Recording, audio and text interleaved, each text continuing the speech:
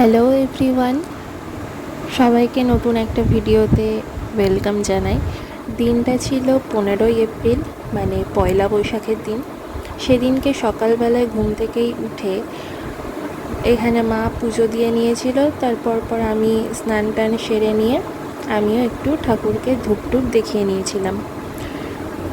সকালবেলাটা স্নান সেরে নিয়ে পুজো টুজো করলে মনটা বেশ ভালো থাকে, সারাদিন একটা পজিটিভ এনার্জি কাজ করে। অন্তত আমার তো তাই মনে হয়। তোমাদের কার কী মনে হয় সেটা আমাকে অবশ্যই জানাবে। তারপরে বাবা সেদিনকে অনেক কিছু বাজার করে এনেছিল বাজার থেকে। আমি আর মা একসাথে লেগে পড়েছিলাম সেই সমস্ত কিছু রান্না করার জন্য। আমি প্রথমে একদিকে বসিয়ে দিয়েছিলাম ভাত, আর একদিকে মুগের ডাল করব মাছের মাথা দিয়ে, সেই জন্য ডাল সেদ্ধও করে রেখেছি। আর তারপরে ভেজে নিচ্ছিলাম কাতলা মাছের মাথাগুলো, যেটা দিয়ে মাছের মাথা দিয়ে আর কি মুগের ডালের মেন অ্যাট্রাকশান যেটা। তারপরে এখানে ডালটার জন্য মশলা কষিয়ে নিয়েছিলাম। মশলা কষিয়ে নেওয়ার পরে ডালটা এখানে ফুটতে দিয়েছিলাম মাছের মাথাটা দিয়ে, আর সমস্ত কিছু পরিমাণ মতো মশলা দিয়ে এখানে ডালটা নামিয়ে নিয়েছিলাম। তারপরে এখানে মা করছিল ইলিশ মাছ ভাজা।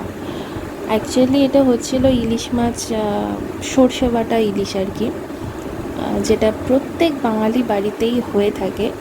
এটা নতুন করে বলারও কিছু নেই, দেখানোরও কিছু নেই, জাস্ট আমি এমনি শেয়ার করছি সারা দিনটা আমি কিভাবে কাটিয়েছিলাম শুধুমাত্র সেই উপলক্ষে।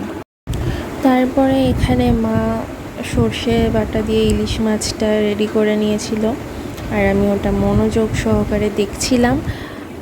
জানি রান্নাটা আমিও করতে পারি, কিন্তু তাও মায়ের রান্না মানে সেটা যতই দেখি একরকম লাগে না, মানে নতুনত্বই লাগে, বেস্ট মনে হয়। প্রত্যেকের মায়ের হাতের রান্নাই বেস্ট মনে হয়।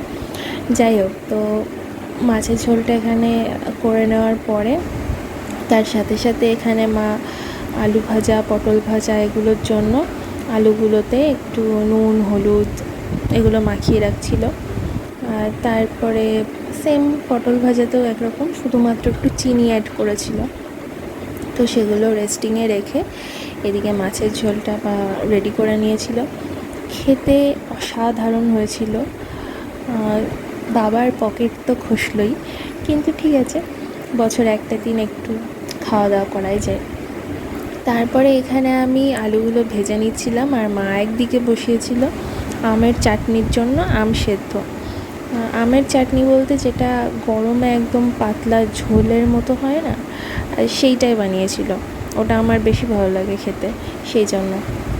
আর এখানে আলুগুলো ভাজা হয়ে গেছে, তারপর আমি বসিয়ে দিয়েছিলাম পটল ভাজা। এদিকে চাটনিটাও মা রেডি করে নিয়েছিল, এটাও খেতে খুব ভালো হয়েছিল। পটল ভাজা যদিও আমার অতটা প্রিয় না, কিন্তু ঠিক আছে, বাঙালি বাড়িতে পটল ভাজা, পটলের কোনো প্রিপারেশন হবে না সেটা তো হতে পারে না, তাও আবার নববর্ষের দিনে।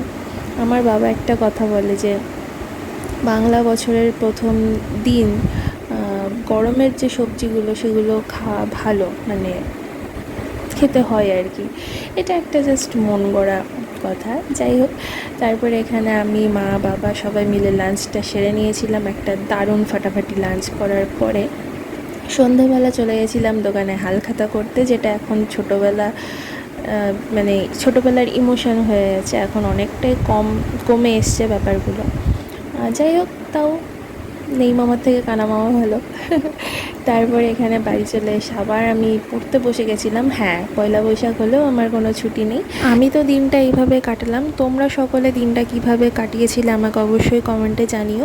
সবাই সুস্থ থেকো, ভালো থেকো, এবং আবার শুভ নববর্ষ সবাইকে।